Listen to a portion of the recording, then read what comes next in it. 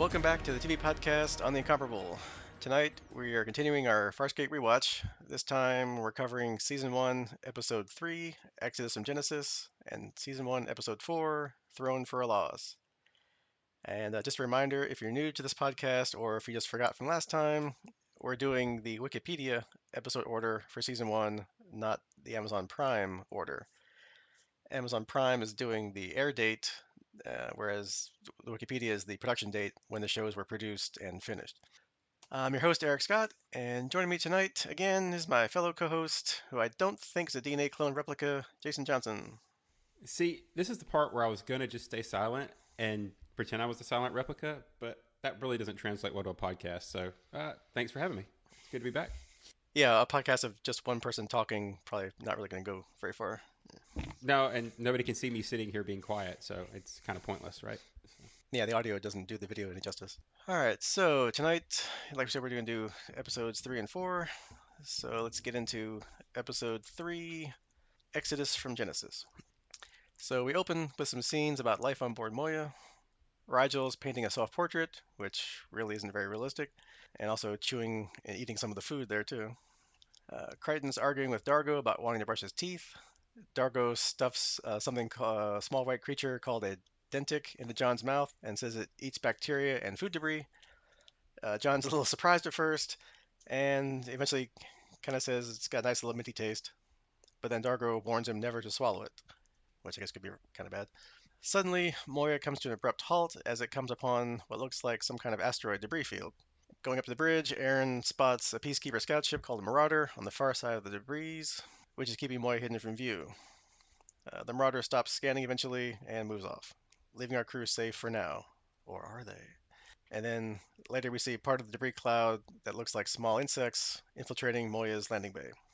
Later, in a different maintenance bay, Aeryn's working along with John. She tells John that they were lucky to avoid the Marauder, whose crew are called Commandos. And we learn that Aeryn was going to be a commando, but before she could be reassigned, she met Crichton, and now here she is. Back in Rigel's quarters, Zan stops by to help him clean up from Moya's sudden stop. She uses Rigel's paint to enhance his painting by making what she calls a spirit painting of the Dominar. Rigel's pleased and says the painting reminds him of his ancestor, Rigel I, whom he greatly admired.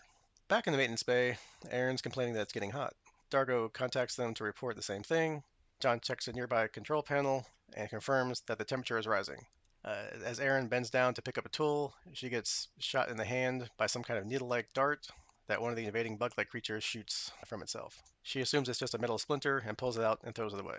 And as she and Crichton leave the maintenance bay, the creature retrieves its dart with her blood on it. Back on the command deck, Aeryn and Dargo discover that there's a blockage in the vents, preventing Moya's heat from discharging into space. And it's just going to keep building up and being very bad for everybody. So the crew splits up to try to find a way to release the heat buildup. On one of the levels, Crichton and Zan work on closing some of the valves that control the heat. John tells Zan that no matter what he does, Aeryn and Dargo think he's pretty much useless. Zan says they're soldiers and they should try to win their respect by actions, not words. Having figured out how to use the vents controls, John decides to go to their quarters to check on the vents there and close them. In John's quarters, we see another creature removing strands of his hair from one of his combs. John spots the creature and calls the others. They want him to capture it for study and not to get back into the air vents. John eventually manages to capture the creature in a bedsheet and kind of smacks it around a bit to knock it out, but he kind of unfortunately winds up killing it. Taking it to Zan, she discovers some kind of Crichton's DNAs in the creature cells. The crew then discovers an internal door on Moya is sealed with some kind of blue-coated compound that no one can break through. Aeryn's getting more worked up and forgetful.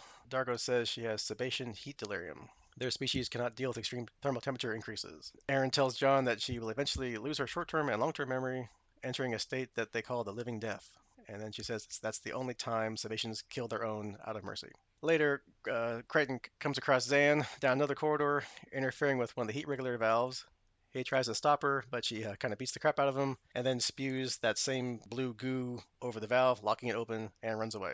John makes his way back up to the command deck and finds Aeryn messing with the console. Pilot warns him to stop her from increasing the temperature further, and John tries to stop her, and you can pretty much guess that, yeah, she beats the crap out of him. Although while fighting, he managed to pull off one of Aeryn's arms, and she falls to the ground just as the real Aeryn shows up. Gathering the crew together, they discuss what to do about these duplicates of them and how to recognize them. They mark themselves with some paint as a way to know who's who. Later, Rigel discovers some kind of nest or hive behind one of the bulkheads and sees one of the creatures emerge from a cocoon. Zan comes up with a liquid that will dissolve the blue goo, but is attacked by one of the creatures and fires a dart into her neck. And we learn that Aeryn is slowly succumbing to the heat delirium, and no one can raise Rigel. Later, John comes face to face with his own duplicate, and apparently the duplicate notices the dab of paint on Crichton's hands and seems to mimic the same thing, and then attacks him. John manages to beat his replica, and then learns also that they can't speak, apparently. Rigel finally comes back online and contacts the others, telling them that more duplicates are being created of the crew. Zan arrives in command and speaks to the crew in a different voice. She says that she's the monarch of the Drak, and threatens to kill Moya's crew for interfering with the Drak's genesis. Crichton tries to play diplomat and talks to the monarch and learns that the Drak live in space, but need heat to birth their young before they return back to space. Doing a little diplomacy, they come to a temporary arrangement that Moya's crew will remain in one room, locked up, and allow Genesis to be completed sooner. Those things can get back to normal and hopefully save Aeryn from her heat delirium. So while they're locked away, that Marauder Peacekeeper Commando group returns and boards Moya. The commandos see what they think is the crew and starts killing them, but really they're the duplicates, not the real crew. John persuades Monarch that the crew is not behind these attacks because they're all locked up in the room. Aeryn can feel the living death approaching, and she asks John to promise to kill her before the end comes. Zan prods Rigel to try to speak to the Monarch in person.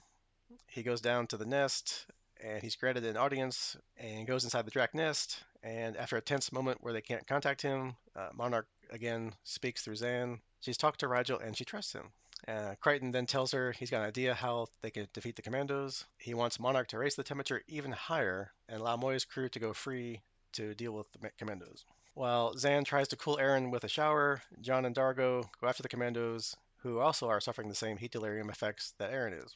On the command deck, several duplicates of Crichton surround the commando leader, who manages to attack the real Crichton and hold a knife to his throat. John convinces the soldier that if he kills him, then just another Crichton will take his place. He tells the commando to tell Crace what he saw here and to let Crace know that he picked the wrong species to mess with. The commandos know they're beaten and they're almost dead from the heat delirium, and they leave Moya. Afterwards, John tells Dargo he hopes Crace will leave him alone, but probably not. Pilot reports the temperature's back to normal, and the Draks leave Moya, and Monarch makes a final connection with Zan to thank the crew, and Rigel especially, for helping Genesis to be completed. Later, Crichton's helping Zan to her quarters, and she tells him that he did pretty well, and time and patience will help John adjust to his new life and his new companions. John leaves Zan to rest and winds up on Moya's viewing deck, where Aeryn is. She's feeling better, and she tells him that she used to think lesser life forms were useless, and Crichton kind of realizes that she's actually talking about him. She asks him if he could have kept his promise to kill her before she entered the living death, but Crichton just turns away and doesn't really answer her. And they stand there quietly and watch the Drak swarm fly away. A couple little bits of trivia. Apparently, until the Peacekeeper Wars miniseries that ended the series, this was the only episode directed by Brian Henson of the Henson Creature Shop that built all the space Muppets for the show. However, in this episode, they had a CGI version of Rigel where he was walking across the bay into the Drak nest, and that was pretty much the only time that they did that CGI, as it was pretty much expensive and not really worth repeating on the show budget. Also, speaking of show budgets, I guess that terrace set was also the only used in that episode because it caused a bunch of filming problems. Yeah, I think the CGI comment's kind of funny because can you imagine having to defend that one to the bean counters and be like, hey, look at this great scene we made. It's like, 3 seconds of him walking across, and here's how much it costs. That'd be a tough one. So. Yeah, and also I guess for the time, I guess this was like the late '90s. CGI wasn't, I guess, as good as it can be now, so it kind of looked a little janky. So he's kind of walking, kind of weird, like waddling almost across the deck. Oh yeah, I'm sure there's high schoolers now that could do that on their personal laptops, but back then this was a pretty expensive deal. So. Yeah, I'm sure it's probably pretty cool back in the late '90s. But so I guess plot wise, I mean, this is kind of your typical, I don't say typical, but like that the trope of the crew encounters a race of aliens or something that takes over the ship. They think it's for evil reasons or bad reasons because bad things are happening, at least to Aeryn anyway. But yeah, really they're nice, or at least not as evil as everybody thinks, and everybody finds out they can work together in the end, and everybody's happy. Yeah, it's your one big misunderstanding. Although I will point out that they shot them with darts at the beginning, so to get their DNA. So there's some ethics questions there about the collecting DNA without permission and stabbing them to do it and all the fun stuff that goes with that. But it, like you said, it's all a misunderstanding in the end, and everybody gets to go their own way happy. And it's a good again reminder that not all aliens are humanoid, and we shouldn't approach. Especially, I think the show's trying to point out we shouldn't approach everything as cookie cutter Earth view, right? So Yeah, because kind of as we learned earlier, like this side of the universe or galaxy or wherever John went to, they're kind of more, I guess, symbiotic with their world. Like, rather than having a toothbrush to clean your teeth, for example, they have that little, dentic little creature that runs around your mouth and, cleans out your stuff, your bacteria and food particles. So yeah, you can't always judge a book by its cover, so to speak. Just because some alien looks like, a giant space cockroach doesn't mean they're not nice, right? at least in this universe, yeah. Right. Although I guess speaking of giant space cockroaches, I don't really get the Drak's life cycle. It just kind of seems weird. Like they're out in space, however long they live, which we don't know. And apparently, in order to reproduce, they need heat, which I guess can't be like a sun because that would burn them up, right? So really, the only way they can reproduce is to get inside passing spaceships, right? Yeah, and you also can't think very hard about how their actual replication works because they need DNA, but they're trying to make other bugs, not other replicants, humanoid replicants. So what happens to the humanoid replicants after they go out in space? How come they have clothes? The clothes aren't part of your DNA. Last I checked. So and the marks, the paint marks that they replicate later. So there's a little bit of T2000 or the liquid metal Terminator versus Mhm. DNA replication that they just kind of play loosey goosey with. And again, it's a TV show. I get that, but it's kind of funny when you kind of approach it and go, well, how did you actually think this works? I'd love to have that conversation. Yeah, I mean, it's more like they probably should have been like shapeshifters. That probably been an easier sell than the whole get their DNA and replicate. But they can't speak, obviously, 'cause I guess they don't have the translator microbes, so or the knowledge either, really. So they just look good, but they don't do anything, right? So Yeah, and that kind of brings the question if you were mentioning the Drax life cycle. Is this the first time they've encountered intelligent life, or is this colony at least? Because they seem pretty clueless about how to interact with humans, or I say humans with the life forms aboard Moya. But you would think if they've been replicating Genesis for you know their species history, that this wouldn't be the first time they've gone through this similar encounter. yeah, or if they this group of Drak, I guess, don't know, or obviously, I guess they come from somewhere. Yeah, whether they have like any kind of memory, or if because the monarch wasn't there, maybe, or they didn't.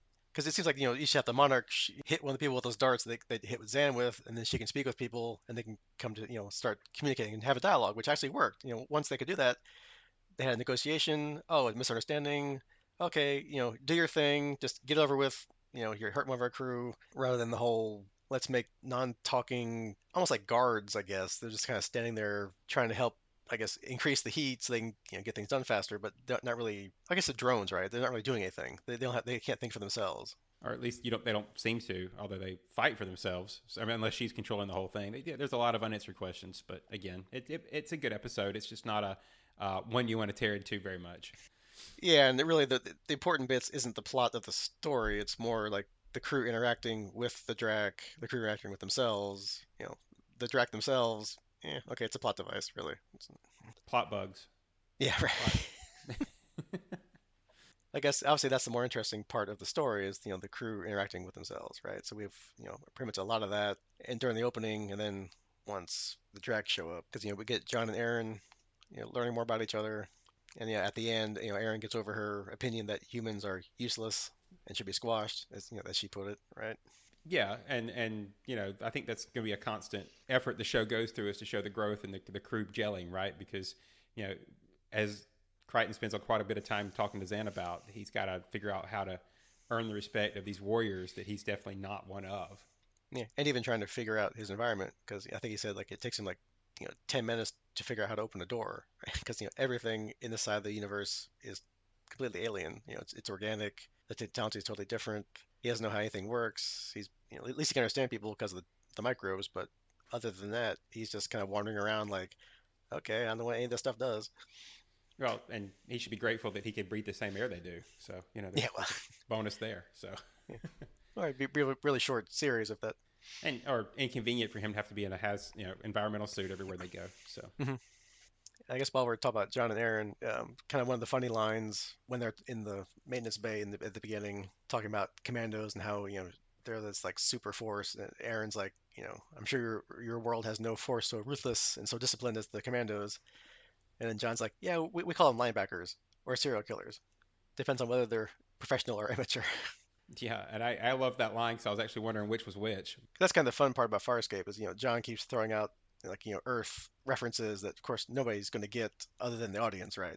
The crew won't have a clue what he's talking about. Yeah, I mean I didn't write them down, but there was quite a few other ones as he references characters or movies or anything like that. Almost similar actually to how Star Lord riffs in some of the Guardians of the Galaxy movies later on. For a more modern take on that same idea. So. Yeah, and then they think he's kind of useless and silly about as much as the Moya crew thinks John's useless and annoying, right? So Well, if you take a human off of Earth, and we're pretty much silly everywhere we comparatively. So I think that's pretty fair. That's probably yeah. accurate. So And then we have other other interactions. We have Rigel and Zahn or Zan. I keep intermixing the two. I think they call her different. Whoever's calling her calls her different names. Looks like Zan's got that super speed again. Like when she was doing the spirit painting, they like sped up the film. We have her doing it. It's kind of another interesting power, I guess, that she has maybe. yeah, that's again kind of slowly doling and teasing some of the character powers. They flesh those out kind of as we go, but it's interesting to see each of the characters getting some time to, even if small bits, to show you what they actually do or their species does. You also get the not to tangent off of them, but you get a little bit more on Aeryn and the fact that I don't know if she's specifically cold blooded or just how they can't handle the heat, right? Either way, can't regulate. So you're getting a little bits and pieces of the abilities and weaknesses and strengths of the characters as you go through. Yeah, like her species doesn't have the temperature regulation, I don't know, gland or gene or whatever. So that's interesting. Yeah, and we get to see Rigel a little bit, even though it's mostly off screen. Once again, proving that despite the fact that he's kind of a pain in the neck character to most of the crew, when it comes to negotiations, he somehow becomes the successful member of the party. Right? He was the one that went in and he was the one that got thanked at the end by the monarch. So he obviously made an impression somehow. Yeah, despite Crichton's attempts to be the peacekeeper and so to speak, or the diplomat, which did work a little bit, but yeah, at the end it's like when Rajal talks to the monarch, I guess being his former job as the ruler of his people, that's probably what he's good at, right? Talking, making deals, BSing, schmoozing people. So he managed to get on her good side, and yeah, she's like, I trust him, so whatever he said must have been great. Yeah, I do think it's funny that mostly happens off screen and on screen. He's not successful at any of that. He was in the cell with that um, other alien earlier, and he just botched all of his negotiations and stuff. But then here again, he's having trouble getting in and is afraid to go in and deal with it. But then off screen, he's completely successful and gets thanked. So I think again, it's kind of funny, but it works. It makes the character successful. After Zan talks him into it, tries to compare him back to his, Rajal. What would Rajal the First do? So kind of like, nudge him along, like you can do it. Which that's more of like what Zan's becoming like the jack of all trades kind of character, right? She's like a doctor, a scientist, like a mystic priestess with the mystic healing abilities and pain sharing abilities. She's like the ship's counselor. She's telling John, it's okay, you'll figure it out. Time and patience. Don't worry about it. Try to get everybody's good side, and you'll do it. Yeah, she's definitely got the plot device movement. Anytime they need something special pulled out, she can show an ability to or counsel their way to it. So, and it's nice. It helps keep the crew compact, right? I mean, we're not on a enterprise with thousands of people, so you get to have your select crew, and she's the jack of all trades, as you referenced. So, I think that's a good title. Yeah, I mean, there's only so many characters, and obviously there's needs you have to fill per episode just in general. There's no engineer because it's a living ship, right? So there's no need to have someone doing all the technical stuff because it's all organic, right? You don't have to worry about that. Right. And I guess speaking of other creatures, yeah, organic, we do get to see Pilot more in his element. Like we get to see like his, I don't even call it pilot's chamber, wherever he works or lives or is attached to. And it was kind of a cool, set. It's like really large and like impressive looking, and I guess that's like that's the full size of the pilot puppet. Like when Aeryn was there with him, she's standing there and he's this big massive thing like right behind her, right? And that was pretty impressive. Yeah, I thought that was really cool because I may be wrong, but I think that's the first time we get to see him with another character in the room with him. And so you get, like you say, you get a sense of scale, but you also get a sense of realness, right? Because for all we know, he could have been 3 inches tall and buried somewhere inside of Moya's circuitry or something. We just, we really didn't have a context for it. But in this scene, we actually get to see Aeryn go in and sit and interact. So, it makes it more of a real place and set piece, So I thought that was really nice. Yeah, because you kind of see he's actually like he is plugged into Moya literally. Like he's in this like central console and he's got his however many arms. I didn't count them all, but he's got more than a couple little claws, arms, whatever. And yeah, it was really impressive. So obviously we'll get to see more of that chamber, unlike what we said in the trivia, where that one ending observation dome, I guess, didn't work out for whatever reason. So they never showed it again. Yeah, they scrapped it, moved it to a different TV show, probably. Yeah, right. Once they learn after they killed the first Drak by accident, I guess there wasn't a lot of killing. Obviously, of this is kind of like your Star Trek episode. Where, they're not running around shooting everybody like Battlestar Galactica or killing people. They're learning how to get along with everybody. Not they weren't really a threat after the beginning, so no Yeah, point in trying to. despite having two warriors on the ship, they don't really seem to be fighting a whole lot. It's mostly like you said, the Star Trek methodology of thinking your way out of it, as opposed to the commando methodology of killing everything, except for the commandos, right? The commandos do come in and slaughter quite a few Drak, but Yeah, I mean, that obviously, keeps them as the bad guy. So yeah. So and that helps differentiate them from the rest of the crew, right? That's Crichton's selling point. Is like, look, that's not us. We don't want to. We know who you are now. Sorry about the first one.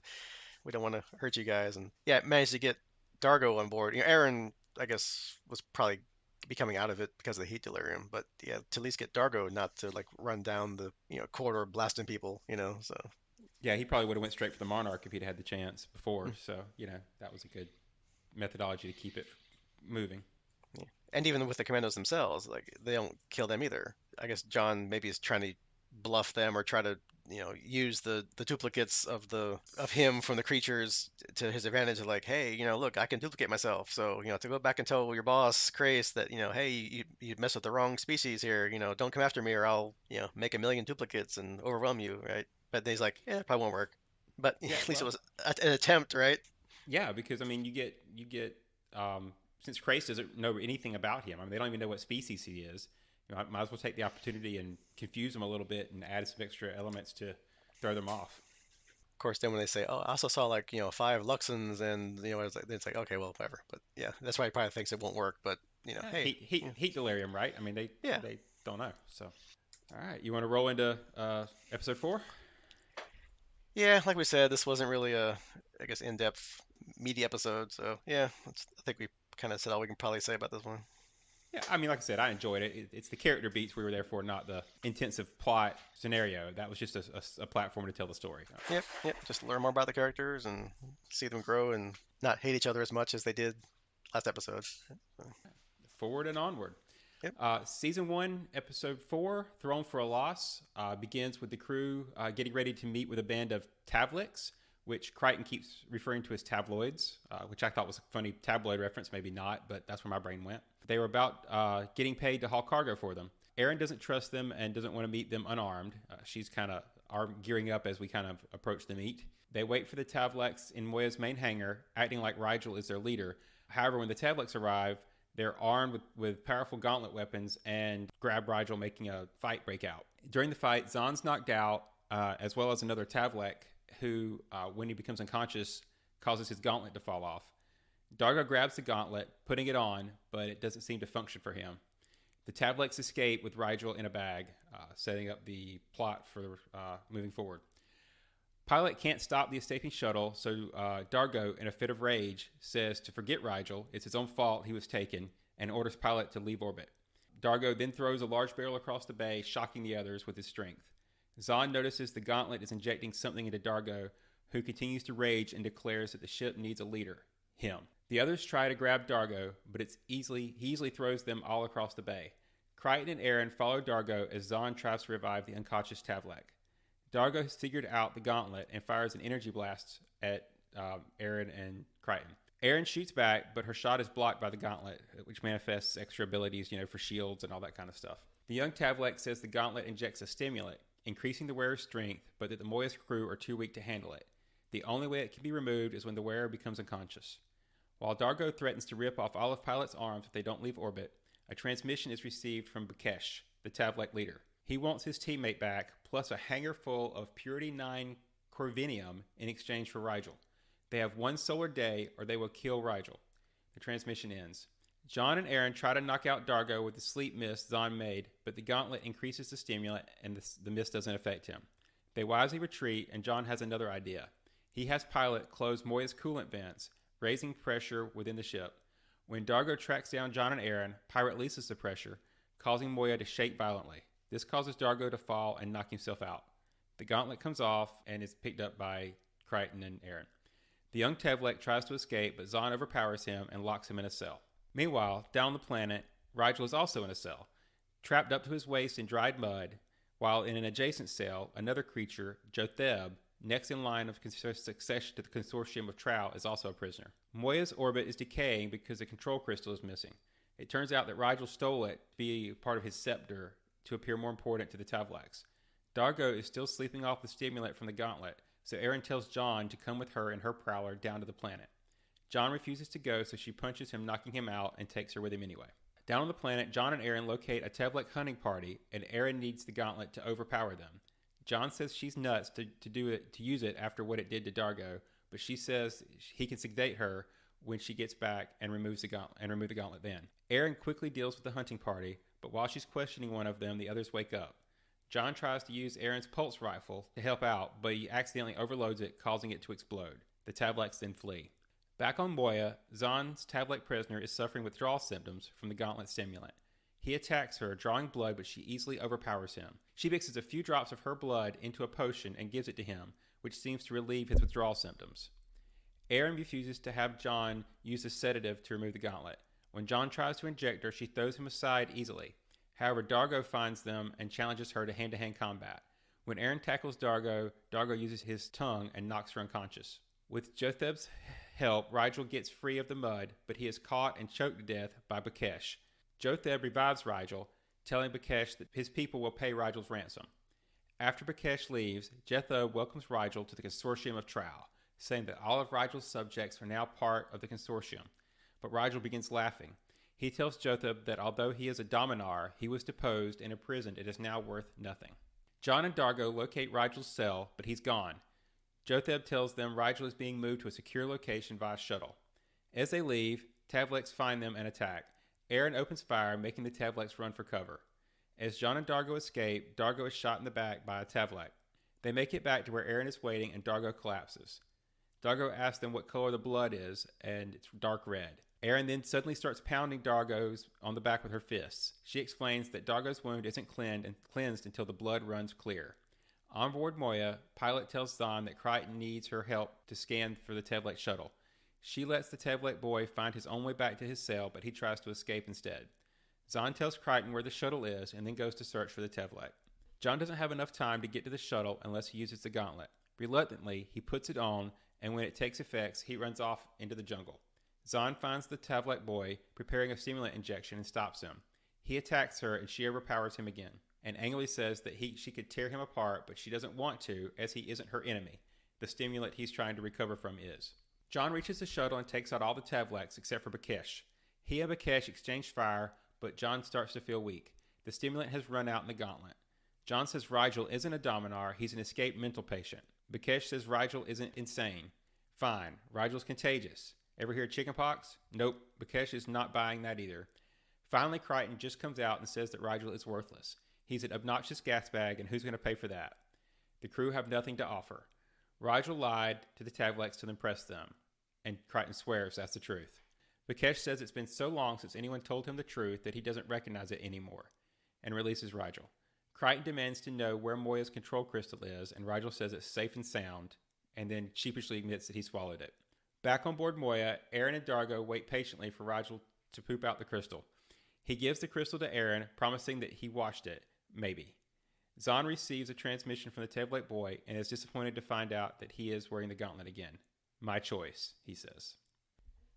The interesting trivia for this episode was that Jethro was operated by putting a false floor in the cell next to Rigel, and the puppeteer was up to his waist inside of the rig. Crichton makes two mistakes with his pop culture references. The first is the movie where John Wayne played Genghis Khan is actually called The Conqueror, not Genghis Khan. And another where the title of the character in Kung Fu is called Kung Fu rather than Kane. And finally, this episode features one of the first nicknames that Crichton gives to Rigel, Fluffy. According to Ben Browder, it was unscripted and was based on Rigel's eyebrows. So, what'd you think of this episode, Eric? So, kind of a little bit in the last episode, but more this episode is kind of what I remember most about Farscape. It's like, it's like action, like action comedy. So I love the witty dialogue, like the banter back and forth, between the different crew members, the different like jokes, like how they react to things. But yeah, kind of like I don't remember too much about Farscape, having watched it, now like what, 20 years ago, right? But that's kind of the one thing that's kind of stands out is like this kind of like the template for what I remember the whole the series being like. Yeah, and it's kind of interesting how as we go, now that they've actually got some relationships built and stuff, they can start playing with that a lot more, right? There's a little bit of history between the characters, which there wasn't before, so they can kind of make references. You start getting nicknames, endearing nicknames, not just, insulting nicknames. You start getting more references and trying to educate each other and, more understanding, right? I mean, if you go back to the first episode, would Aeryn have tried to beat the blood clear, or would she just kind of have walked away if Dargo needed help? So we're starting to get a little camaraderie and assistance with each other going, which I think leads to, like you say, a lot more of the snappy dialogue and template to flow. Yeah, because now like you said, they're becoming more like a crew. They're caring more about each other. Last episode, Dargo and Aeryn kind of didn't really like each other still. Like Dargo's like, yeah, she's gonna die, whatever, that's great, who cares? And this time around, she's helping him by trying to get his wound cleansed. And then later, when they're both kind of exhausted from the withdrawals from the gauntlet, they're kind of laying there in the grass while Crichton runs away. One of the pieces of dialogue was like, "Who'd have thought there'd be a race more clumsy and pathetic than the Luxons?"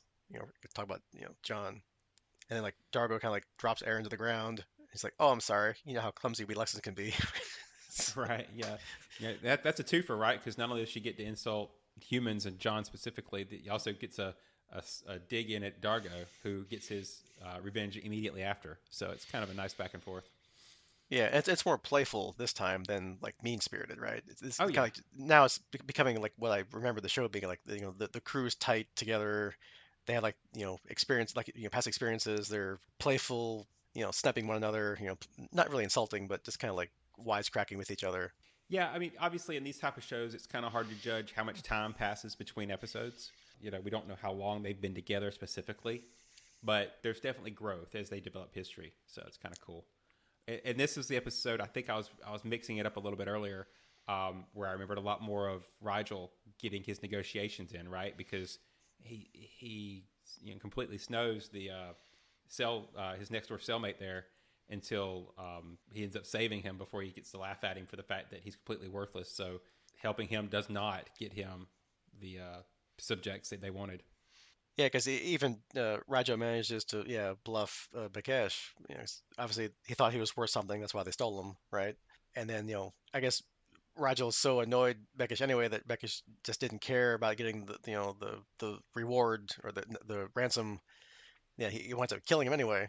And then when Jotha brings him back to life, he's like, okay, well now I brought you back to life. Now all your wealth and riches and people are now part of my Consortium. consortium. Yeah, he's like, not necessarily. Yeah. Good luck with that, right? Yeah. Yeah, and even after that, I guess Jotham still, I guess, likes Rigel in some respects because when John and Dargo show up, he's not like, yeah, he went somewhere, I don't care, I don't know. So, he at least tells them truthfully what happened and where he went, right? So he must Well, not exactly hate him, right? right. He probably earned a little bit of respect there because while Jotham was out of his what he thought his reward was going to be, he probably has respect for somebody who was able to pull one over on him. So that was my read anyway. Mhm.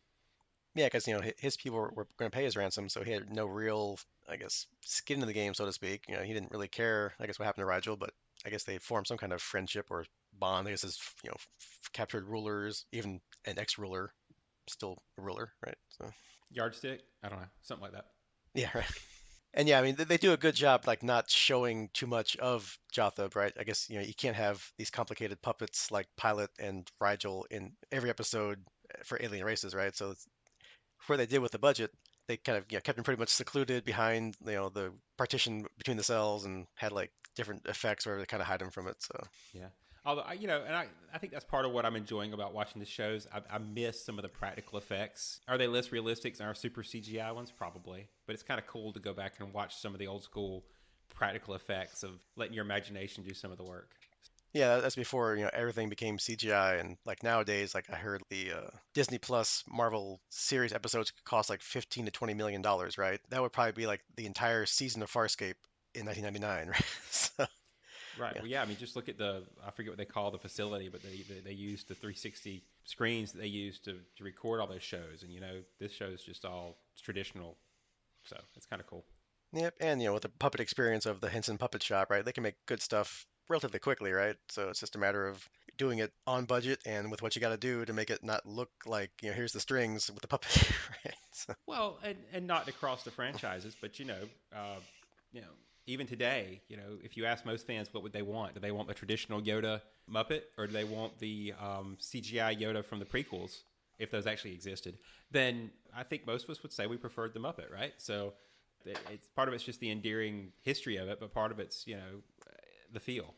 and Rigel's becoming your little schmoozy, he's like what we said before, like the diplomat, the face, the fast talker, even when John's trying to bluff Bakesh, he's like, oh yeah, no, he's crazy. He's like, yes, yes, I am. I'm. And then he keeps kicking him, and no, he's sick. He's yes, yes, I'm unloved. I'm unwanted. Kick, unconscious. Right? And then yeah, with him and Rigel at the end, it's like, where's the crystal? I knew that's why you but only would come back for me. You didn't care about me. All you want's the crystal. It's like, where is it? You swallowed it, didn't you? That's Mm-hmm. yes, that's the only way you come back for me. Well, and that's totally in character, right? What would he do to protect himself? Well, you're either going to gut me or you're going to take me back, and he, was pretty sure he'd get taken back. So Yeah, I mean, he's like the smallest of them all, right? So he's got to do whatever he can do to keep his worth and keep them wanting him around, right? If they don't think they like him, if he's just there, being annoying and get everybody into trouble, and then he's gonna have some leverage, right? I guess going back to one of the main themes, I guess, of this episode, if you want to call it a theme, I guess, is I guess this gauntlet that they're all using, which is a kind of like a narcotic, more or less, right? It makes the user want it more and more. You know, you get withdrawal symptoms, cravings. You tend to kind of do whatever you got to do to get the gauntlet again, and that kind of plays out between Zan, the tablet kid, and even the rest of the crew, right? So as they go through their kind of experiences with it, like Dargo, becomes more aggressive. He's like, you guys are all idiots. I'm the leader. No more committee. Aeryn's yeah, basically like the super soldier. She's just out there like, this is great. I can, take them all out. And then John's like, oh, this is fantastic. I love it. This is great. which is an interesting approach, right? Because and this was we do these plots even to this day, but this felt really 90s to me, I guess, when we were doing all the. It seemed like every show had to have an addiction episode of some kind. Right. But at the same time, this was an interesting take on it because most of those shows don't make it a point to pass that narcotic around to all of your main characters.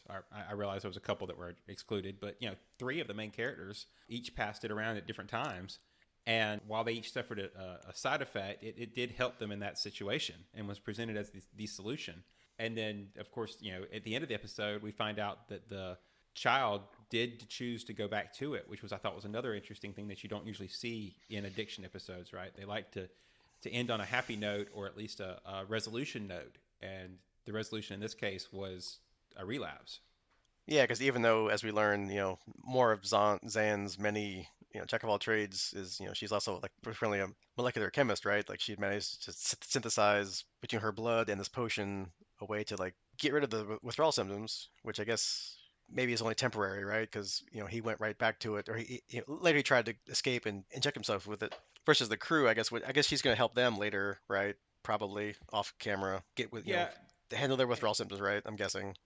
and we hope that their short-term use won't be nearly as troublesome as his long-term use. I mean, I guess yeah, their culture is presented as though they put it on as a child, early youth. They're constantly using it, so it's a long-term addiction versus the Hmm. short-term use, which it's still bad, but at least you hope that it's more easily to recover from. I think is what they'll leave it for. I'd be surprised if they mention it again, but Yeah, I mean, there's probably not. I know this was kind of the beginnings of the serialized, television stories, like DS9. Kind of did a lot of that in the sci-fi genre about the same time. So, but yeah, they're probably not gonna really mention it much after this. Plus, it kind of seemed like, yeah, to your point, they only used it for like what 20, 30 minutes a piece. So maybe it's not that big a deal. It just seemed like, Dargo was really tired. It wasn't like he was wanting to grab the gauntlet again afterwards, right? So, no, yeah. I think they each had their fill of it. So Yeah. So this was their, anti-drug episode, right? Just say no to gauntlets, right? So, yeah, I mean, like I said, very '90s feeling, but it kind of they did a good job with it. They did make some mhm. interesting choices that you didn't see in a lot of these shows. So And we do get a little more, along with that whole drug scene, like I said, with Zahn and the kid, that we keep seeing more and more of Zan. Like she keeps being more like the surprising character, I guess, of all of them, right? John's not one. I don't say they're all one note, but they have their basic kind of things. Like Aeryn and Dargo are the warriors. They have that mentality of like shoot first, ask questions later. They are kind of evolving a little bit. But Zan continues to be like this kind of like every character, right? She's like I said before, like the chemist, the doctor, the counselor. Here, apparently, as this kid keeps trying to attack her or try to escape, she just keeps like basically like, throwing him to the ground, locking him up. She pretty much just keeps overpowering him at will, like he's nothing, right? Even to the point, I guess the last time he tried to escape, actually tried to hit like attack her.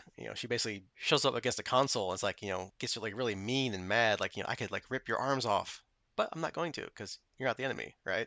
yeah, and it's an interesting point because she's also the character I feel we know the least about, right? I mean, in each of their if you want to classify them, right? You've got the scientist in Crichton, you've got the military warrior in Aeryn, you've got the warrior culture in Diago, but you've got and Rigel is the rich ex ruler, but for Zahn you get anarchist. Well, what does that mean? And priest. So you got a contradiction. You got an anarchist priest that you don't understand what that means or how it works in her culture. So it's mysterious that they can kind of do whatever they want with it at any point. Yeah, I mean, it kind of makes you wonder, or at least makes me think, maybe was she an anarchist before she became a priest? Because was she more like violent and ruthless, and then for whatever happened, then she became more like this peaceful, contemplative. When she's telling Crichton before, you just need time and patience. Time and patience will solve everything. That's the answer to everything. So is this? I'm curious to see how they flesh out this her past more. Like, is it she's a priest but suppressing her violent side, or she was violent and then became a priest? Or do they? Is she just a mystery through the whole show? I guess we'll find out. Yeah, who knows? Yeah, that's the fun. We're only episode 4, right? We got That's right. dozens more episodes to go. So Yep. And speaking of that, coming up next, I guess, is episode 5, Back to the Future, and 6, Thank God It's Friday again. yeah, which the way these two episodes, at least title wise, it kind of seems like both of them might be like the same, either like time travel-y or flashbacky kind of stories. I'm kind of curious since they filmed them. Obviously, this is the order again, the production order, so they filmed them in this order. I'm kind of curious if it's like the same. I'm sure it can't be the same script or same idea, right? Of like time travel or flashbacks or something, right? But Yeah, today, just going off the title, today you would consider that a two-parter, right? Because it sounds like one would be the setup and one would be the resolution again. But given that this was late '90s, early 2000, probably not, right? It's probably separated. So you're right. That's an interesting pairing. yeah, which I guess we'll find out next time, right? We don't know because I never saw season 1 and you can't remember it, so who knows? We could be Oh, both right. I've not seen any of them, so this is all new to me. All right, so yeah, that's your homework next time. According to Wikipedia, season 1, episode 5 and 6. So until then, we'll see you next time.